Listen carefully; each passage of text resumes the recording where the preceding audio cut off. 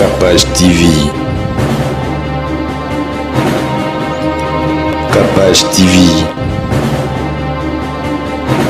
Bandeko ya Kinshasa pe ya ndinga ya lelo ya sika botu nanga nini société ya botongi bandako na kombo ya Thierry Bouda Construction TBC en cycle ezali organisé ba service ebele en matière de construction lokola maçonnerie, architecture, construction des ouvrages de génie civil, carrelage pe misala ya ndenge na ndenge ezali na kati bozoluka biso wapi boluka biso musika te bozali na numéro 35 avenue Victoire commune ya Kalamu quartier Matongede référence au Bibi Play ba numéro na biso ezali 0032 46 62 49 007 081 19 46 088 benga biso pe na numéro mususu 083 81 15 088 kola lisami soute bandeko ya Kinshasa soki oza na bandako na yo ke bokoya kotika bana ba orphelin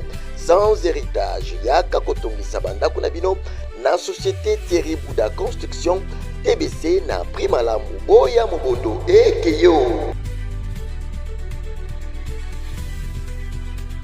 na balandi nyonso ya Capage Télévision. En tout cas, merci na babo Rolanda biso bo limbisa biso pona son po ana galerie courant kenda kaka tozo futa mais courant kaka en tout cas na éviter.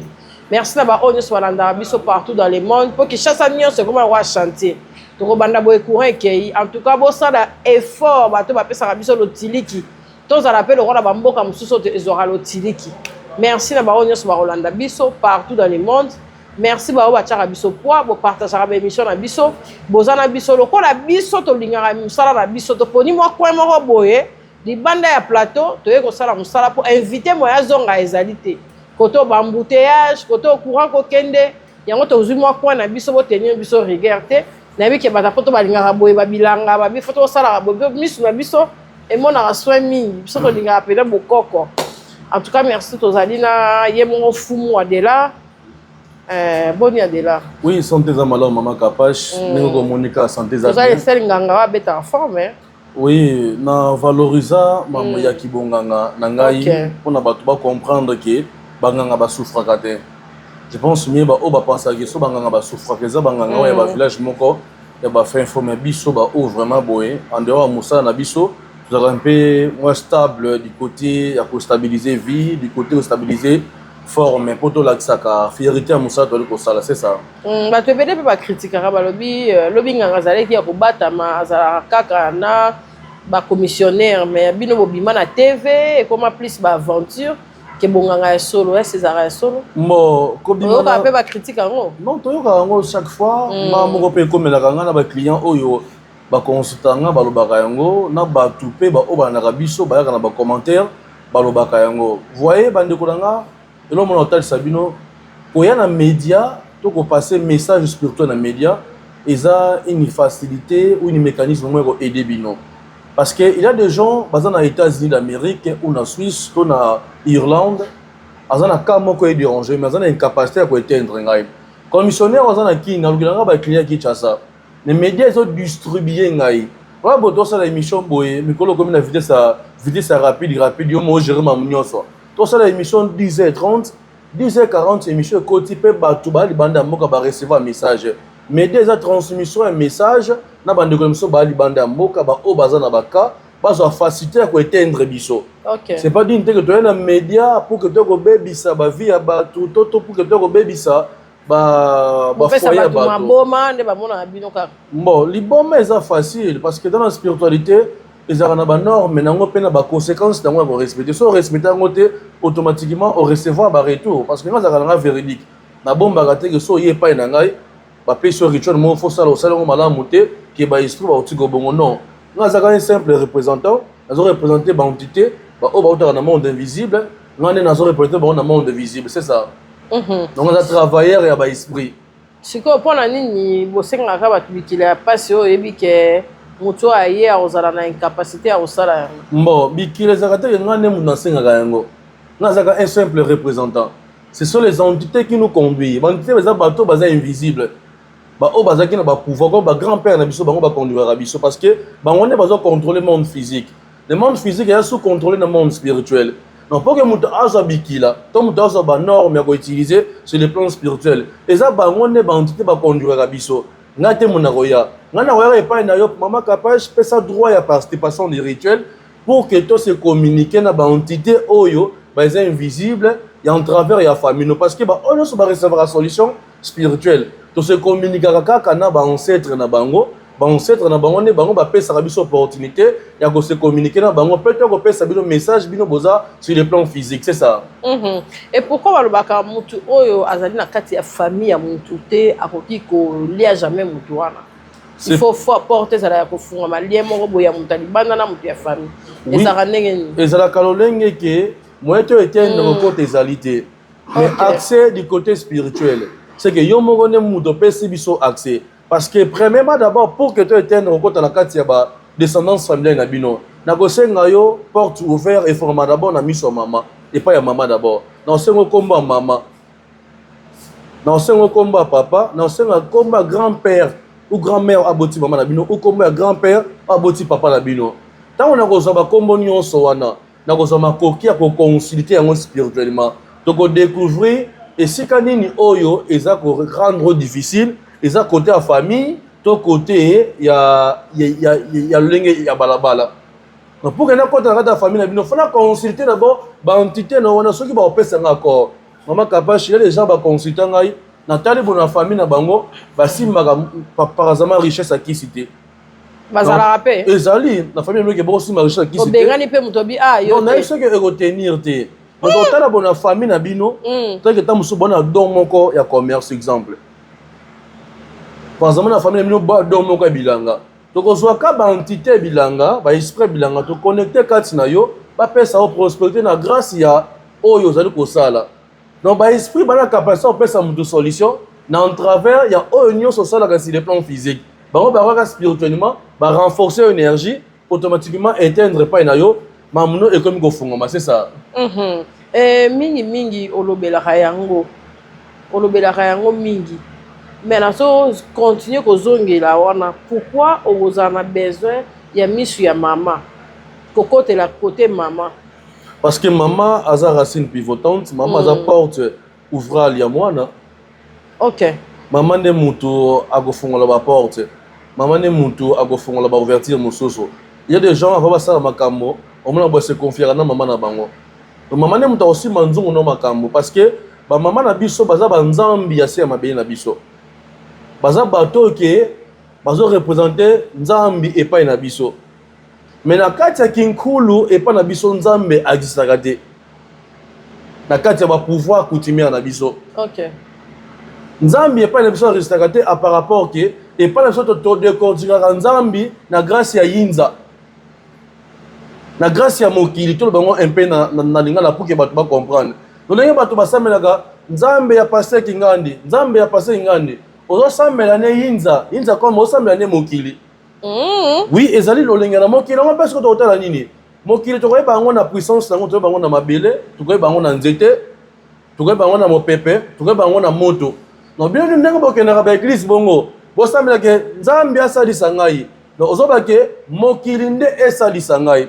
Mais à l'époque bango ancêtre na biso ba sambela nzambe ya mpumutu lendo. Donc nzambe ya ba ancêtre na biso. OK. Parce que à chacun de nous, il faut y avoir un mécanisme nini. Racine pivotante no ezaya nini. Na bato mususu bakelama na mécanisme ya moto. Moto mususu akelama na mécanisme ya mai. Moto mususu akelama ressources humaines na ye ezaya mabele. Parce que nous autres na biso ezana mabele. Ouais. Ezape na moto na kati na biso. Ezape na mai kati na biso. Ezape na mopepe kati na biso. Donc lolenge bosamela nzambi automatiquement bozo etena ko samela kiboyo moko. Bozo samela ka mokili. Ya mona ka plusieurs gens bazo samela mais évolution makambo et ya kate pa ina bango. Donc lolenge bokena ko samela bango solution be etendraka na en travers na yo moko. Moto moko te ga ya ka otena chalo boko nde ko recevoir solution. Non, solution utaka epai na yo moko. Parce que pour que nous ayons une solution spirituellement, il faut atteindre ma grand-père et ma entité. C'est l'endroit où on a reçu l'ouverture et on servir aux solutions.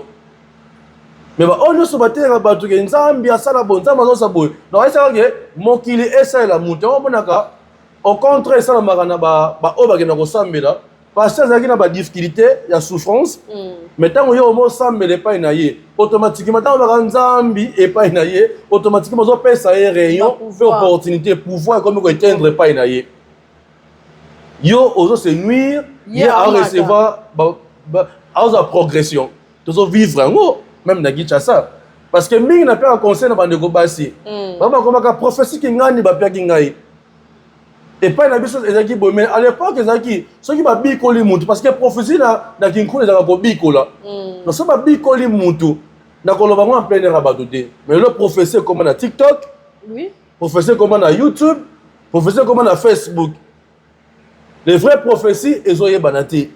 Mais il faut pas sa prophétie. Non, parce que bien total ça rend lumière. Non, ça dit non, le lien makambo ça ko s'est passé. Donc on a la lumière ya makambo parce que ça la bino mais et c'est passé à le lien wanate.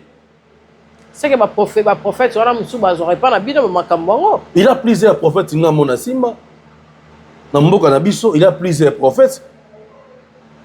Parce que surtout bien la kati ya Biblia, ils ont la puissance de pouvoir montrer la kati wana. Pour que le prophète a ça le miracle. Et ça n'a mouillé mon côté on va servir yo dans la Bible et ça la meliopé. Parce que ça va histoire. Et ça la maka. Il y a des anciens na bango so et ça la maka na grâce à Ora na yo moko. Na grâce à maka moko. Na yo moko pasteur tom d'après la solution. Otangi on dit bien ça la. Et ko tenir peut pas na yo recevoir ngo. Donc, ici, Nzambi et pas na biso na kinkulu a existé. So ça me Nzambi, on ça me la mabele, on ça me la moto, on ça me la mupepepe moi. Il y a on ça me la Nzambi parce qu'il y a des puissance, il y a pouvoir na biso ya kinkulu. C'est ça. Et puis pour la nini, olobi mutu basala système européen ça ezali mutu azana eloko wana ka oya azana ngo nde ba osala ke et progresser. Oui. Donc mutu akoki ko yepa na yote sans azala na eloko asala ka ma yembo ça il a. Bon, eloko c'est compliqué. Sur le plan physique, on sala eloko côté.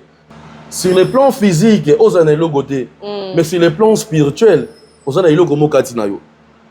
OK. Donc avant de tenir dans servir de solution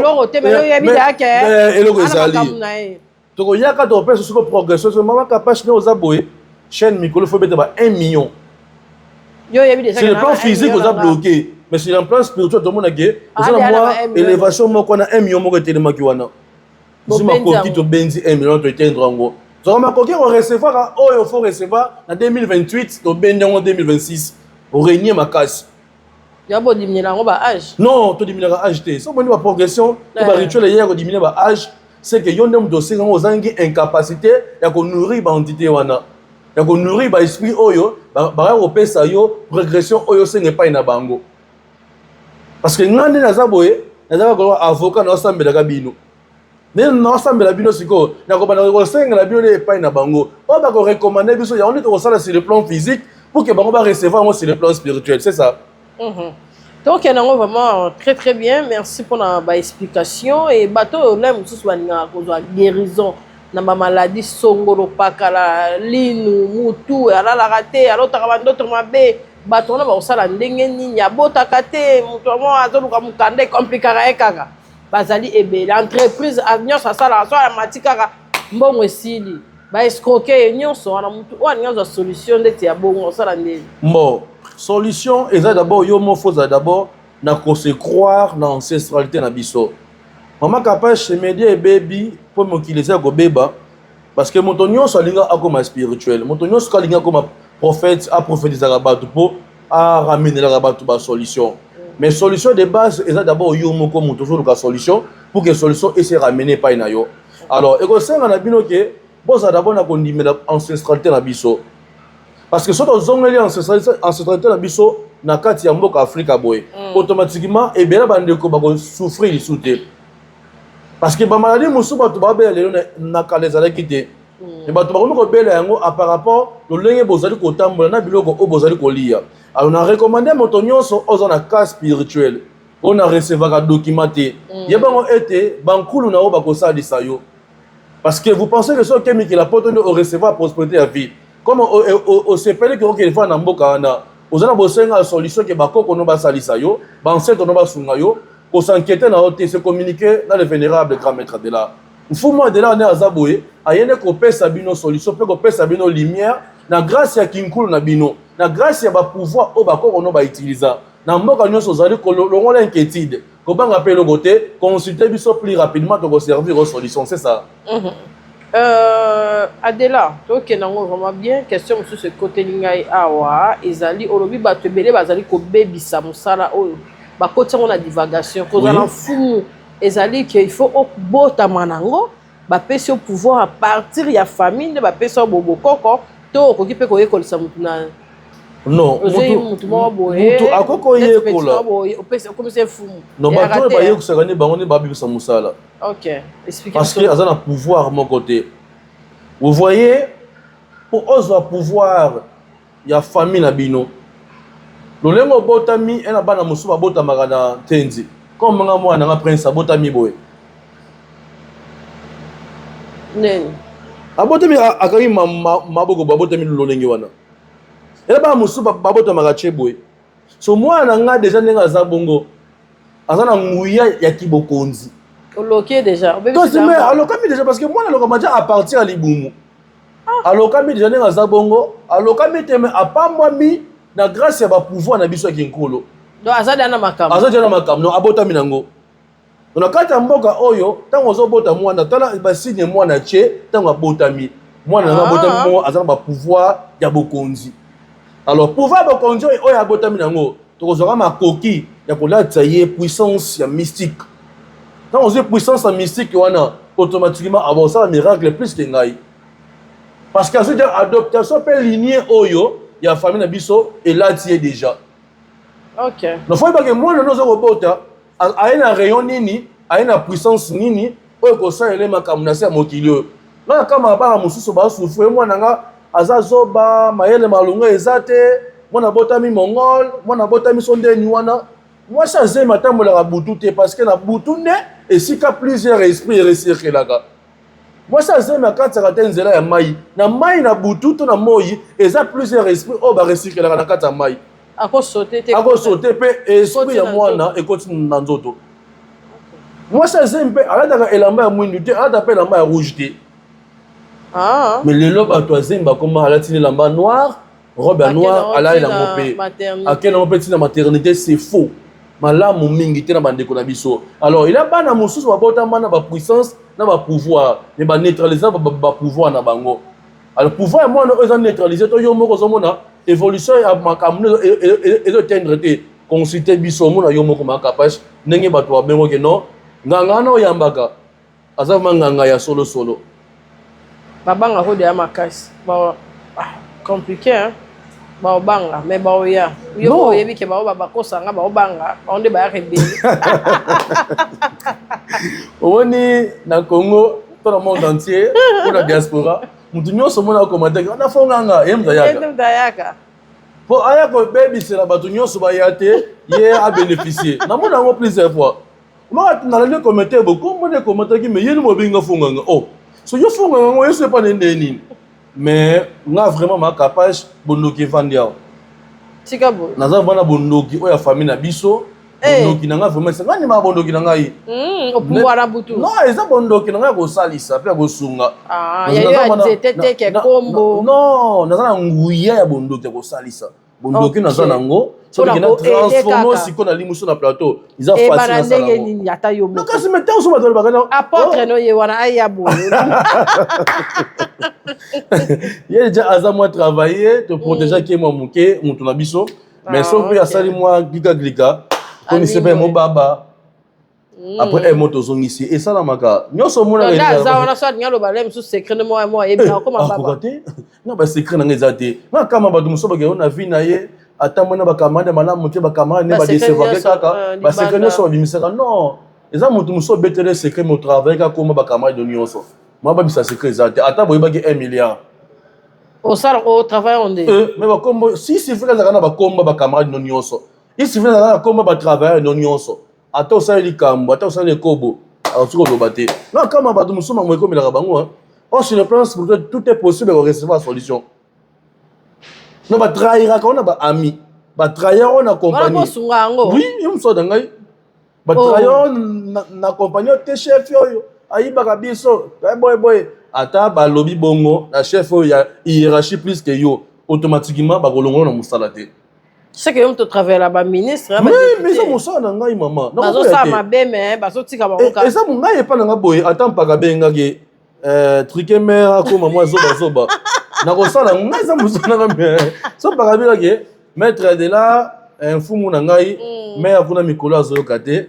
Baluse moi esprit ne bouleversango. Je vais le faire plus facilement. Esprit à maman na bouleversé vraiment. Comme quand pagaga na monoko na yo. Donc partout que les gens pagaga pagaga. C'est ça. Ça dans plusieurs fois. Et pas un denda de là. Bon, c'était juste pour s'amuser. Et merci en tout cas, on répondra bientôt. Continuons nous pour toujours continuer. Notre salle de réalisateur. Tout côté ce qu'on a deuxième tranche émission na biso ezali salubrité autozali comme on a. Oui. Et le mot est biso bazo critiquer, yé mon voisin la tête des villes, kuna ndenge nini ba tchele sous soda, ba soda bazo sala mambo bo soto et ça la mara ndenge nini spirituellement, ndenge yozo mona ba okena. Est-ce ba okena on ba non mais ton ndenge ne po biloko to yebi yango déjà. Et ben na boye mais comment na katikati te et suka garandira. Bon, na hôtel ça général na biso, autina ba ndeko na biso, ba ki ba brigand, ba d'élégant. Batika d'élégance, bakoma, batangi, tout ça, maçonnerie, ainsi de suite. Azu bango ache bango na balabala pour une célébrité, asali malam. Mais là quand on a moni un peu et ça linga moi passe muke, ba konzina biso ya mboka, ba consulter na onte ba spiritualiste pour que ba sala makam. Décision et peut ça mara même sur le plan en constitution, et peut ça mara physiquement, et peut ça mara spirituellement. Salité au bazo longola. Et si quand nous sommes na full mama capage, to sika salité eza sika oyo plusieurs génies et des esprits ba s'intégrer na bisika wana. Alors, tant que nous boge longola physiquement, yeba été 1 mois, 2 mois normal, mais 3e mois ba esprit wana ba kozonga et continue no bolembo. D'ailleurs on a senga na ba konzina biso ya mboka avant ça les cambo faut consulter bato bazana miso molimo. Parce que c'est important parce que biso to monaka oyo se passaka na balabala oyo se passaka esika ba fou les alliés. Il y a plusieurs esprits moyen to kanga na kata temple zate to kanga na kati ya fou fou les na rôle nango e jouaka na moto nyonso. Alors et pas na biso boye tango ya sali lolenge wana yebango été fou le urbain ko zonga kaka toujours. OK. Salité bon ko zonga kaka pour que ba longa yango faut pas consulter bateau bana miso molimo pour ba sécuriser bisika wana et tika aussi kozonga parce que kozonga ya foule za batute izaka ne milimo nde batu bazonga ka tango milimo ezongi automatiquement foule pe ezongi le bisika ne so ba foule ezali et sika obili milimo ebele evandaka na kati ya foule c'est ça c'est que milimo ebele za Kinshasa milimo ebele na Kinshasa partout dans le monde entier on va pas longola ngoni ça il faut pas consulter il faut pas consulter fou moi de là on appelle ça bango passage pe code au bako salela on a na embouteillage bon embouteillage d'abord premièrement biso ba congolais faut prendre conscience. Bah, c'est mère trouble ya bambouteille ezaka biso moko. Les seuls mboka na monaka un citoyen ou civil azobanga na roulage te. Ezaka na mboka na biso. Omonaka bazobunda na roulage tout ça. Côté embouteillage, il faut ba konzi ba bongisi banzela. To monde banzela ebongi to sepeli. Mais lolenge banzela ebongi bongo. Ba chape ba roulage o baza conscient. Et ba osala mosala ya malamu po ba koma kaka Bota likazu wana, on a baninga et créé un embouteillage. Et en plus, constamment dans le Congo, tout le monde est pressé. Tout le monde est pressé. On a la galerie, mais il faut rouler vitesse. À dépasser bino, net yende, avec kuma mokonza mboka, net yende baozela, après sa audience, ton discours. Donc, Congolais, na bande konabiso, faut de prendre conscience. Côté insalubrité, yeba été le lobo aussi là, mais le lobby n'a pas on a. Parce que bah ça ici bah travail spiritualité, basala kama mo physique maman makaba chaboki chassé tande wana pia sima pusu c'est normal comment la yoka bongo mais tant que bosala ngo lolenge wana spirituellement bo consulter banani spirituellement nani asala rituel pour que musala ne banda parce que sur le plan spirituel musala no se redémarra to ba démarraka ou ba chino ba yi avant ba travailler ba consulter ba kolomboka ba koloma belé parce que ma belé va na biso ba mfumu il faut consulter bato bazana nguya ya molimo pour que ba pesa bino ouvrir une opportunité pour que vous travaillez musana pour na kolongola ba esprit wana kolongola ba génie oyo ba vandaka esika salité ezali c'est ça. En tout cas, Fumu Adela, tu as dit que na émission na biso molo vers la fin. Chapeau, oh, change en trop. Oh, screw, la tini, ils appellent à moi pouvoir ancestral. Ezakana. C'était na moni kesi sika koto singa. Oh, ezanango Kinzu. Ils ont un pouvoir poste de réception dans ngwana. Chapeau na ngepia ngandwenga. Kinzu oyo, ngwenga eza maele. Kinzu eza poste de connexion. On a reçu dans tout l'esprit basé recyclé dans le monde entier, tout dans le monde spirituel. Son a singi, son a commandant au sailanga boy, sailingai. Et bisanyo son a quatre. Nyo son a reçu au sailangai. Nyo se peut pas tout basengaka na sengaka na Kinzo. Ils ont la puissance à ma casse. Au début ngo poste de réception. Parce que nga za moto yo na se komingara na bilima ya lolenge na vina ngai. Au monde en Kinzo fonctionner. Bon, on est requêtende, baleine tende. Non, c'est donc facile. Tu comprends bien que baleine na ya awat. Bah tu vas saler bikila kuna. Bah il fallait pas. Bata, pas frappe. Non, bikila kila basa. Bah baleine mai, na mon ba chef. Nsamba, ya nsamba. Parce que nsamba c'est normal mais il y a beaucoup de rituels en Congo musu ba saler ça ba coutumier au bazar na ba puissant na ba pouvoir. Peut-être baleine na pour na yo, ça signifie ni. Moi qui message te mais izakaka autine kuna soki bato écrasa qui azu impuissance ya ko kota suna kata mai azaki choc na ye. Oh normalement taka sko na Congo to na DSP ya ba na mabalene on se balé bazana poto oh ba kezo mama li mundo retraité azati balene akufi yango ba kuni bo to sa ndenge donc mundo retraité balene azati akufi. Pwani ni toa DSP na Congo mobimba. Oyo atenda balane balandela mamwe ba mbisi. Bakepa mindele. Bake kuna vacances te. Aiza sona no zwiti maboye. Na ko na gouvernement to mona biso. Joko kota gouvernement. Ah, na komika kuna. Adela wana nini? Ba pele oyamba sute. E ko maneti nga ko mindoki ke na nganga. Na ko frene musala oyo si. OK, musala oyo si na poste ya pouvoir. Izana bato baza miso molimo pe ba ko sécuriser yo. Déjà quand mutu aluka musala mais jour mutu oza musala abosani a moyen na retard na musala pas ba bakena pele banyongo ibele baba ngaka te ba bloquer ka bloquer po otiko ka voana ye surtout maman ya allemand na benga nga na pas ma capable na banika musala bo a bloquer ngamba mona mais normal o bloquer no mais photo no eza na temple to kota ki na temple to kangia ngo esika oya molimo ezali dans les jours à venir on a un sous maman tambola te vous allez nyonga ba esprit moko on a nyonga ba esprit ngate wa nyonga ba esprit et futa makana ba esprit nyonga ya physiquement bo futa makaka physiquement donc on doit benga esprit na kati ya poste de réception ya biso boye esprit aye ba pesio ye bana ko salela ye makapache aba on sandro ta musombongo aux yeux esprit a sandi toureux deuxième fois changé troisième fois aux yeux que boka esprit wana tant au bois qui est sans rituel retourne aux lolengini. Voilà bon on recommander esprit na miche no kane do vandi bot. Te tsaka biloko ko adela lobanga na kende na ngai. Non vana yo eza programme te ba mona ngona okimaka te omela kimaka peti ngana naza oyo sama na yo. Po nyoni kanga na sala peselengi. Parce que émission et que je na moi souka. To répondre ta esprit moko aya.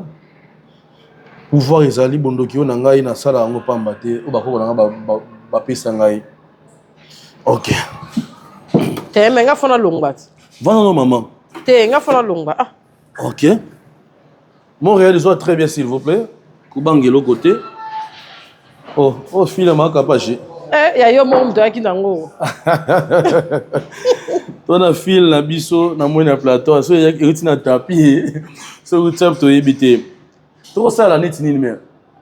Na fil. En tout cas, on a des cambos 5 à terre. Ah. On a un monde de là. Ok, merci. Les entités dans le monde invisible, donne-moi la puissance et la connexion spirituelle dans le monde de visibilité. Je veux la transformation de cette file. Quand tout le monde a pas de l'autre, paie sa mon pouvoir, paie sa mon pouvoir, paie sa mon passage. On a Kati. Puissance et la pouvoir spirituel. C'est moi votre représentant, le vénérable grand maître Adela. Mfumo Adela, l'homme l'enzila kwa beno, l'homme l'enzila kwa beno. La puissance et la connexion spirituelle. Nakanya mala mon ami Snabino. Recommandation dans le monde de visibilité, recommandation dans le monde de visibilité, donne-moi la puissance et la connexion spirituelle. C'est moi votre représentant, Sadi Samono Bankaka, Sadi Samono Bankaka, Sadi Samono Bankaka, Sadi Samono Bankaka. Et donc, paix Samono, la transformation et la connexion spirituelle. Sadi Sa. Ingeta Kobino Bankaka. Matondo Nange Bankulu, Matondo Nange Bankulu, Wiza, Kakantuma, Kakampadi, Matondo Nange Bankulu. Ingeta kwa beno bankaka tulombe linzila kwa beno Adelaide mama zongi sai kasi ya motala te mama osaka ni zongi sai koto sekta zongi sai to cheka kana kada saki ya mama pesa na saki ya mama to cheka kada saki ya mama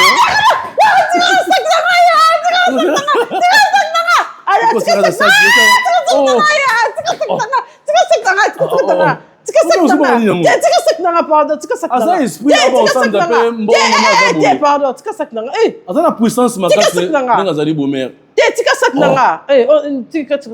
Toko tika la saki. Tika sak nanga. Tika sak nanga. Ya zona sak nanga. Tika sak nanga. Ça va? Problème te. Tika sak nanga. Tika sak nanga. No sak nanga. Tika sak nanga. OK, bandeko balandi bandeko batali. Mais sabino que sorcellerie ezalaka boye. Sorcellerie esengaka boye. Je pense même bandeko so balaninga bo monaki été to tchaki file ya pamba.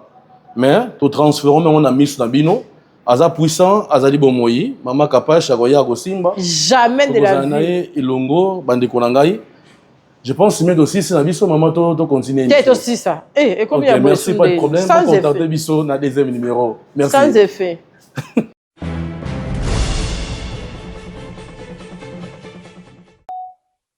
Bonjour à tous, je suis Madame Magui Dorcas Nzumba Mouteba, présidente de l'ONGD Action Plus. Je sais ce que c'est vivre sans rien. Quand j'allais à l'école, je n'avais pas de sac. Je mettais mes cahiers dans un sachet. Je partageais un seul cahier entre 4 cours, mathématiques, français, histoire et sciences.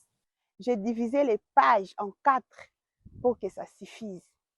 Si à cette époque-là, il y avait une ONG qui pouvait ne fût-ce que me donner un sac, ça aurait tout changé. C'est pourquoi Action Plus est là aujourd'hui.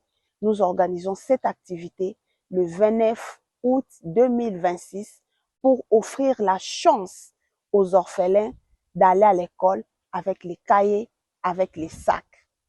Votre contribution peut changer une vie. Rejoignez-nous pour offrir l'espoir à ces enfants orphelins. Que Dieu vous bénisse. Merci beaucoup pour votre contribution. Ciao.